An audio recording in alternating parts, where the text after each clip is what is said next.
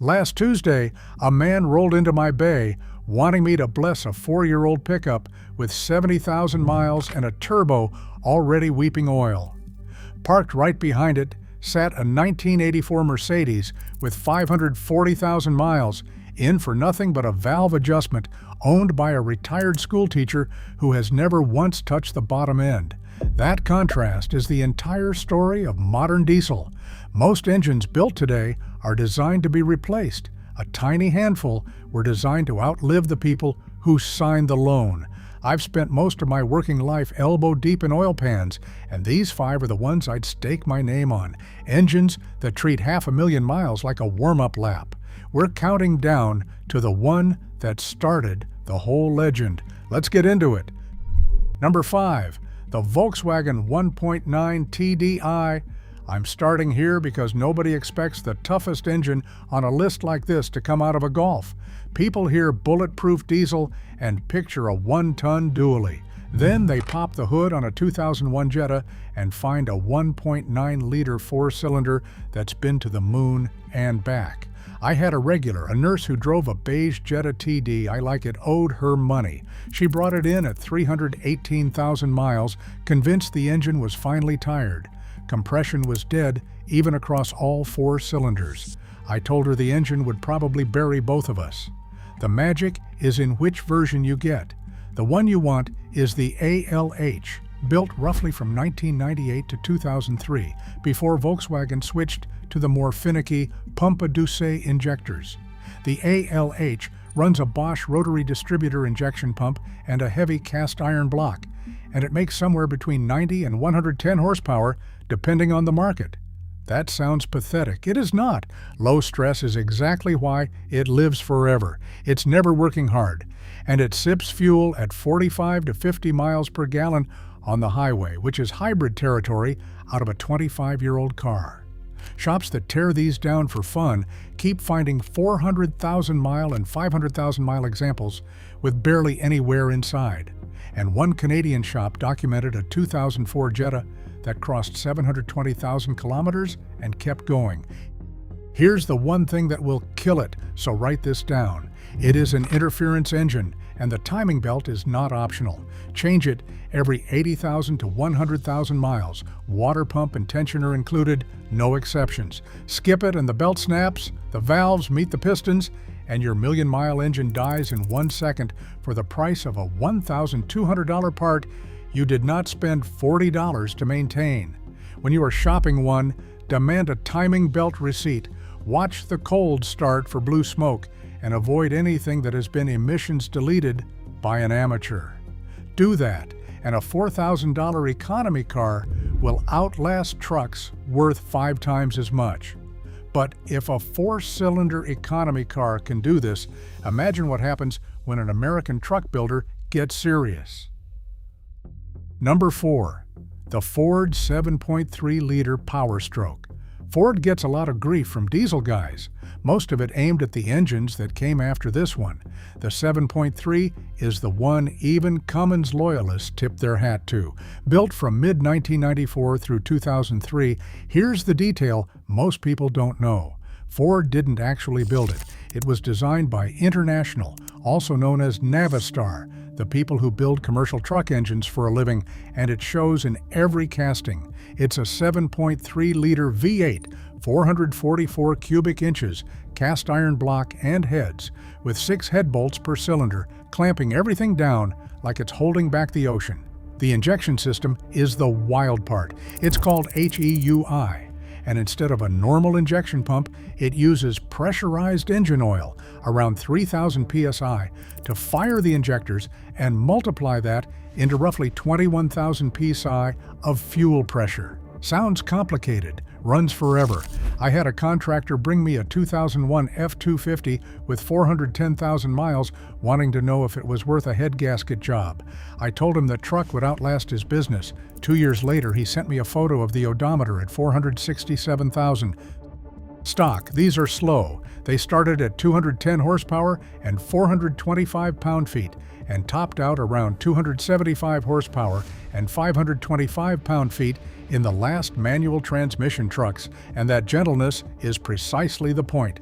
Ford's own engineers rated the engine for a 350,000-mile midpoint life, and plenty blow right past 500,000. The other secret is what it doesn't have. No EGR system, no diesel particulate filter, almost no emissions plumbing to clog, melt, or strand you. The engines Ford built right after this, the 6.0 and the 6.4, bolted all that on and became famous for the wrong reasons. Two things to watch. The 2001 to 2003 engines switched to weaker powdered metal connecting rods, so if you're going to modify one, hunt down a 1994 to 2000.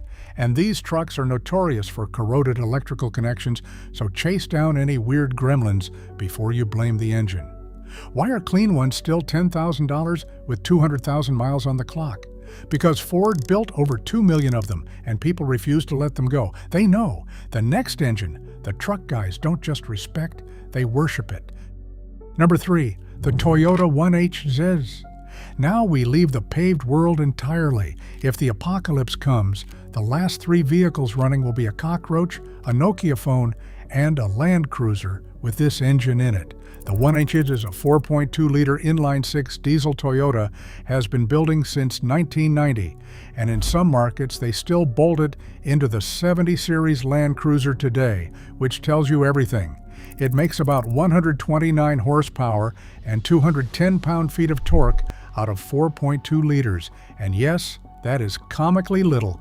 That's the entire philosophy.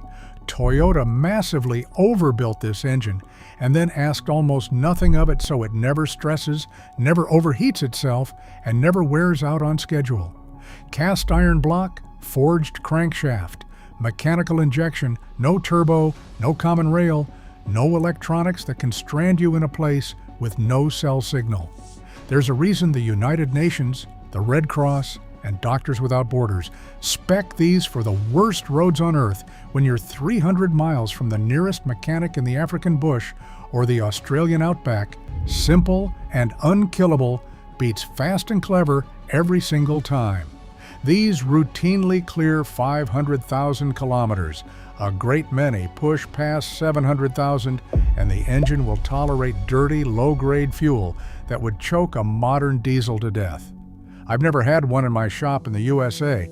They were never sold here new, but I've worked on imports, and the inside of a high-mileage 1HZ looks like the inside of a low-mileage anything else.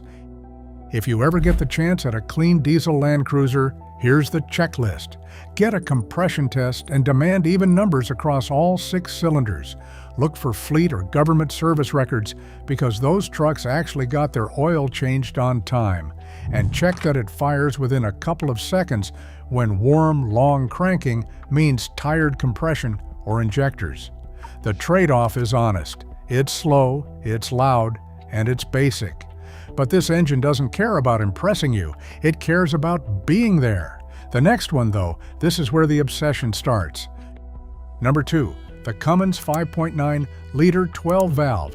Say 12-valve in a room full of diesel people and watch their eyes light up.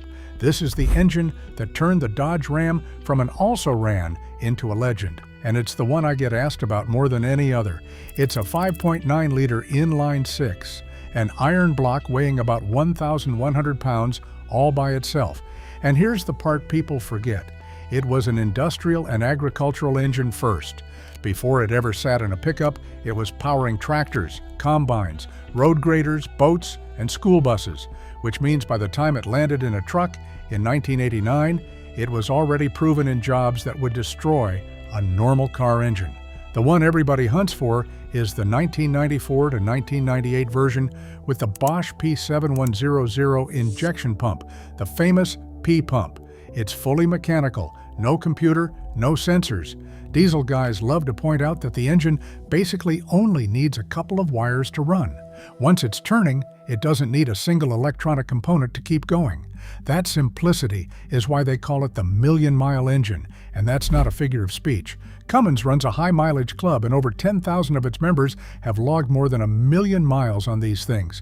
I put a customer into a 1997 with the 12-valve years ago, a guy who hauled horse trailers. He's somewhere past 480,000 miles now, and the only major thing he's done to the engine is change the oil and the fuel filter.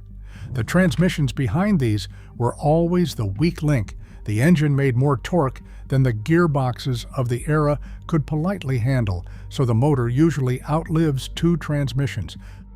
A few honest weak spots to know before you buy. There's a notorious killer dowel pin that can back out of the timing case on these and cause real damage. There is a cheap preventive fix, and you want proof it's been done.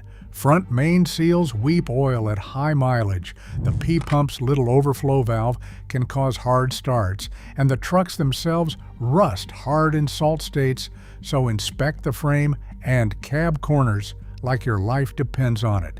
None of that touches the bottom end, which is effectively indestructible. People drop these into Jeeps, muscle cars, even dragsters, because the block laughs at power levels that would grenade other engines. If you want one engine to drive until you physically can't anymore, the 12-valve is the answer 90% of the time. But there's a reason it's not number one. If this kind of straight talk is useful to you, do me a favor and hit subscribe, and I've got more videos breaking down which diesels to buy and which ones will bankrupt you. Now, number one, the Mercedes-Benz OM610. This is the engine that invented the reputation every other engine on this list is chasing. Before million-mile diesel was a bragging right, it was just a description of what a Mercedes 300D did. Let me tell you about the car that made me a believer 30 years ago. An old gentleman brought in a brown 300D, the boxy W23, with 462,000 miles on it, complaining about a rough idle. I expected to find a worn-out shell. Instead, I found an engine that needed a valve adjustment and a glow plug, and otherwise looked like it had a couple 100,000 miles of life still in it. He told me he was the second owner, and he expected to hand it to his grandson. I believed him. The OM617 is a 3.0-liter inline 5. Yes, 5 cylinders, an oddball layout Mercedes practically owned that they built from 1974 all the way to 1991. It started as a naturally aspirated engine, making a sleepy 77 to 88 horsepower, and in 1978, Mercedes bolted a turbo to it and created the very first turbo diesel passenger car you could actually buy. The turbo versions made around 110 to 125 horsepower. Modest numbers, immortal engine. Its cast iron top to bottom runs a double-row timing chain instead of a belt, so there's nothing to snap. Uses a purely mechanical Bosch injection pump, and it's built to a tolerance that frankly doesn't exist anymore in consumer cars. Mercedes engineered the thing to run 1 million kilometers before needing major work. They were not exaggerating to sell cars. The taxi fleets did the advertising for them. These engines became the backbone of taxi fleets across Africa, the Middle East, and the Balkans, where drivers ran them past 500,000 miles through civil wars on questionable fuel, often while barely maintaining them at all. There are documented examples north of 900,000 miles on original internals. One German postal car logged 723,000 kilometers before it was retired. And because the injection is old-school mechanical, these engines will happily run on biodiesel or even filtered waste vegetable oil, which is why you'll still find them puttering around, smelling faintly like a French fry stand. Here's why I rank it above even the mighty Cummins. The 12-valve is a truck engine. It is supposed to be tough. The OM617 delivered that same indestructibility inside a comfortable luxury sedan a family drove every day 2 decades before anyone else figured out how. It's the proof of concept for the entire idea that a diesel can outlive its owner. So if you go looking for one, here's how to do it right with a 40-year-old car. Service history matters more than the odometer reading. A 250,000-mile car with a folder full of receipts is a far better buy than a 120,000-mile car with mystery gaps, because this engine considers 200,000 miles barely broken in. Ask specifically about injection pump service and injector nozzles, which want attention somewhere around the 120,000 to 150,000 mile mark. On a turbo car, listen for shaft play and unusual noise, and respect the warm-up and cool-down, because these turbos last forever if you don't shut the engine off hot. Check the body and floors for rust as hard as you check the engine, because on a car this old, the tin will quit long before the motor does. And budget for the rubber, fuel lines, vacuum hoses, and coolant elbows that are decades old need replacing regardless of mileage. Do that, and you own something that has genuinely become collectible. Clean, turbodiesel W123 wagons with full records now trade for $30,000 to $50,000 because the people who grew up watching these cars refuse to die are now old enough to buy them. That's the ultimate compliment for an engine. It went from cheap, unkillable transportation to a sought-after classic without ever changing a single thing about itself. So there they are, 5 diesels that treat the lifespan of a normal engine as a rounding error. The little Volkswagen 1.9 TDI that embarrasses cars, worth 5 times as much. The Ford 7.3 Power Stroke, the international-built Vive 8 that even the rival camps respect. The Toyota 1HZ, the engine humanitarian groups bet lives on. The Cummins 12-valve, the mechanical million-mile truck legend people drop into everything. And the Mercedes OM617, the granddaddy that started it all and outlasted its way into the collector market. Every one of these shares the same DNA: cast iron, mechanical simplicity, conservative power, and engineers who cared more about the 100,000 mile than the 0 to 60 time. That's the formula, and the industry has mostly walked away from it. So next time someone tells you they do not build them like they used to, they are right, and now you know exactly which ones they are talking about. If this was useful, subscribe, and I will keep telling you the truth about which engines are worth your money and which ones will leave you stranded. Take care of one of these, and it will take care of your grandkids. I will see you in the next one.